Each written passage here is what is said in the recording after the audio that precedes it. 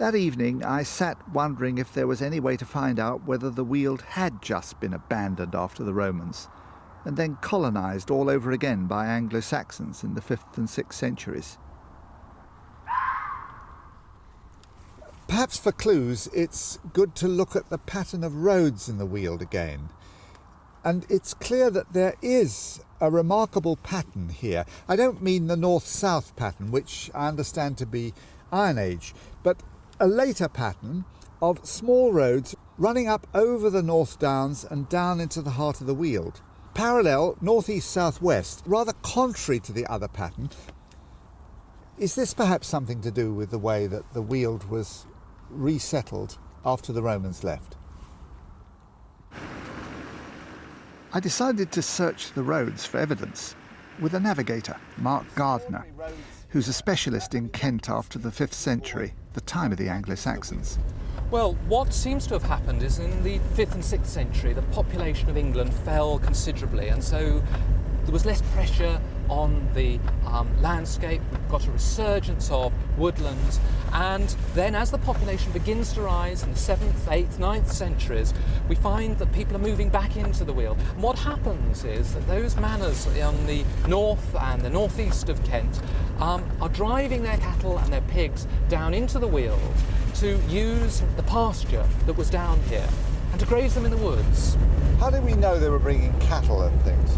Well, we've got a whole series of names. Thornden, which we can see there. We've got Southenden. We've got Frittenden. Witherden. We've got a whole series of den place names. What are these dens? Well, the word den is an Old English term. It refers to an animal pasture. There's a den farm there, Lashenden Right. Farm. Yes. That farm may have kept its name for over 1,000 years. During this time, these settlements were sort of outstations. They weren't developing into typical English country villages. Oh yes, it's quite different. I mean, it's very much these isolated hamlets, Yeah. isolated farmsteads, very few villages. And this pattern is still persisting. Remarkably, it is that the pattern established, from 1,000 years ago, is still the pattern that we can see here on the map, surviving in the countryside. The pattern of settlement made it look certain that the trees had returned after the Romans. Then in the centuries before 1066, the Norman conquest, the Weald was resettled, not by farmers who felled swathes of woodland, but by Saxon ranchers, snatching back a few fields at a time. It was they who named this place the Weald, like Wald, the Germanic word for forest. What's amazing is that their little clearings are still there, and their farms, 1,000 years later, still lost among the trees. The isolated farms and small fields remain. It's always been a pastoral landscape. But why haven't the woodlands been progressively cleared to make more fields? This has happened all over Britain. What is there about this Wealden landscape that has sustained this balance down through the years? I put the question to Martin Brown, and we met next day at Mayfield. The secret, he said, was a new age of industry in the medieval period. They were using wood and charcoal, especially for the iron industry. But surely that hadn't been enough to support the Wealden woodlands before. The ironworking you've seen previously has been fairly small-scale stuff like the Romans were doing. What happens here by 1500 is that they're doing it on an industrial scale and they're altering the whole landscape. Forget these ponds here, these are modern. Yeah. This was a whole lake in the 16th century. Where that hedge bank is in the tree, there's another lake beyond, and there's probably further ones up the side valleys. This is pretty big scale Oh, stuff. crumbs, this is backing up a huge headwater to provide them power. And this bank here is the dam. That's the last one before you actually get into the ironworks. This is major industrial we're walking on the edge of what would have been a great lake here. Yeah, we're pretty much almost paddling here, yeah. So we've come down over the dam. Yeah. And we're looking down into the working area now. What's below us here? This is the wheel pit. And it's on a huge scale. You've got to imagine this big water wheel. It's overshot, the water's coming over the top of the dam, turning this big wheel.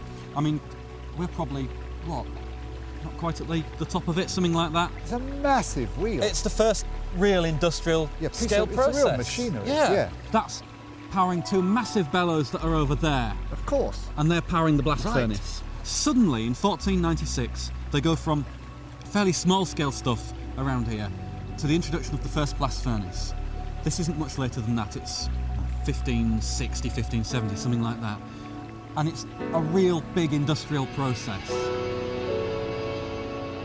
This early industrial revolution gave the woodlands a purpose and protected them. By Henry VIII's time in the 16th century, there were hundreds of thousands of acres of them. Coppice woods, where every few years the trees were cut almost to the ground for their timber and then allowed to regrow. But industry wasn't the only demand on Weald and trees. From Henry VIII's reign, the Navy was taking oaks to build men of war, not coppicing, but felling them altogether. It's often been said that by Nelson's time in the 1800s, the Navy had virtually stripped the whole country of oaks. So was the demand too great even for the Weald?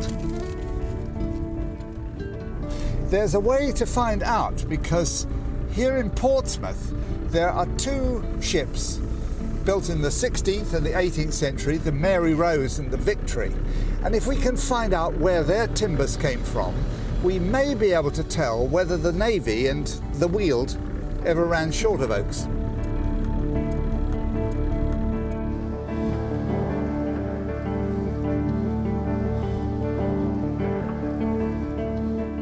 The Mary Rose was built around 1510, just when naval shipbuilding started biting into the woodlands, and she was refitted several times before she sank in 1545. She sprayed with chemicals 24 hours a day to preserve her, but when I was there they turned the sprays off for an hour so that the tree specialist Martin Bridge could take samples from her timber. What wood is the boat made of? The actual deck planking is of elm. Almost all the rest of it is made from oak. By measuring the tree rings, Martin could tell how old the tree was, how well it was growing, at what date, and in which part of the country. So you can begin to get a clue as to where the timbers come from. Yes, we can't be absolutely precise, but if we look at the best matching of the ring width patterns, then we see that there's a tendency to the southeast. And if we have a look up here, one of the best matches we have is from Walmer Castle on the edge of the Weald in Kent, and the tree ring pattern from the timbers that were refitted into the Mary Rose after it was launched.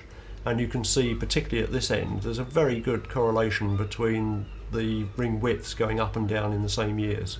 It's Weald and oaks which are going into the Mary Rose at this time. That's right. Is there any sign that they were short of really good, suitable timber at this time? Not really. A lot of the timbers in the ship are quite old, so they were not just taking young trees before they'd fully matured, so there's plenty of evidence that there was a good supply of timber. So Mary Rose had Weald and timber, and good quality for all her different components. So how would Nelson's Victory compare? Built 200 years later in the 1750s and continually refitted over a century. This was the first time a tree specialist had ever been to inspect her. Old timbers from the ship are stored on the quayside. This was where Martin could draw his initial conclusions. This particular piece, you can see the grain is quite wavy. It looks like the sort of tree you might have got out of a hedgerow or something, as opposed to some of the other bits, which are long and straight with no knots, which are obviously good forest trees. Yeah. Do you think there was still plenty of timber growing in the Weald in the 19th century? The wonderful thing about this collection is that we might actually be able to answer that sort of a question by dating some of these timbers. Some of them are dated, some of them we could use the ring widths for. We could reconstruct the forest, we could look at the proportion of different timbers used, different types, but it certainly looks from the collection here as if there's no shortage of timber at that time. It doesn't seem to have been difficult to find oak for ships in 1800 or even afterwards. The story that the Navy swept away England's oaks perhaps began because shipwrights needed trees that had grown into particular shapes, and they became scarce. But in the Weald, they planted shores, narrow tongues of woodland where oaks throw out side branches, perfect for houses and ships. For centuries, this landscape flourished on the demands of wooden ships and wood-burning industries. It was safe, until iron foundries began to use coal and in the 18th century moved away. And until in the 19th, the Navy began to build fewer wooden ships.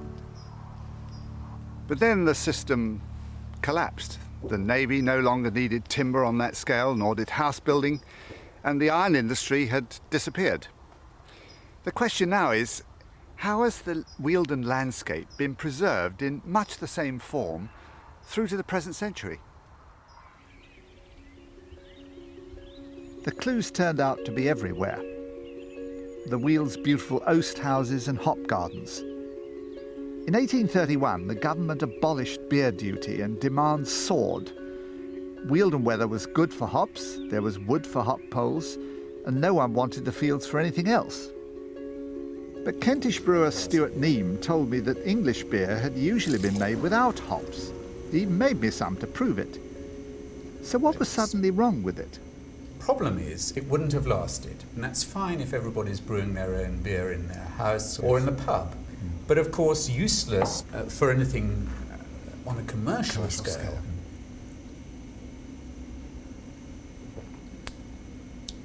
No, not bad at all. A bit sweet, but it's very nice.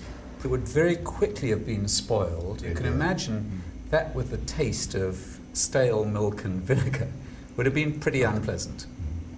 And that is where the hops come in. Because the hops inhibit the growth of some organisms. They're mildly antiseptic, and in particular they stop lactic acid forming. I see. So using hops meant the beer didn't go off so fast. Big-scale brewing suddenly needed hops, and hops need drying on the day they're picked. So that's why there are little 19th century oast houses scattered all across this landscape. Oh my. Oh, that's wonderful. Ha! What a splendid space, yeah. This is a square house. Yes, I think about 1840 they decided that the heat would be better distributed on a round kiln. So they built round kilns from 1840 onwards, but in fact it was scientifically discovered that square kilns did it just as well. So although round kilns were introduced in 1830, we went back to using square ones from the 1900s. Oh, it's most wonderful. Can we go upstairs now and see the hop floor? There's a lovely smell up here. The hops are very aromatic. That's right. The warm air goes up through the hops, takes a little moisture with it, and out through the cowl at the top of the cowl swings with the wind. The oast houses and their hop gardens fitted very easily into the landscape of little fields and scattered farms and woods that had begun life 1,000 years before. The pattern created by the Anglo-Saxon ranchers has survived until now. The trees are good for fuel and timber, and the fields good for hops, but almost nothing else. Before I left, I walked back down the ancient trackway I'd taken to the Iron Age hill fort. Now I recognised an oast house built between 1840 and 1890, then beyond it a farm that probably stood on the site of an Anglo-Saxon ranch. This looks like a bit of shore woodland, and here's coppice trees, perhaps for charcoal. This is an ancient track, perhaps goes back 3,000 years. And now I can recognise the pool and dam and stream of an abandoned ironworks, probably abandoned 300 years ago. This is the Wealden landscape in miniature, a pattern of woodlands and scattered farms, small fields, oast houses. It survived for 1,000 years by finding a succession of new uses. And the process is still going on. The oast house is part of a house. The small field is a paddock for ponies.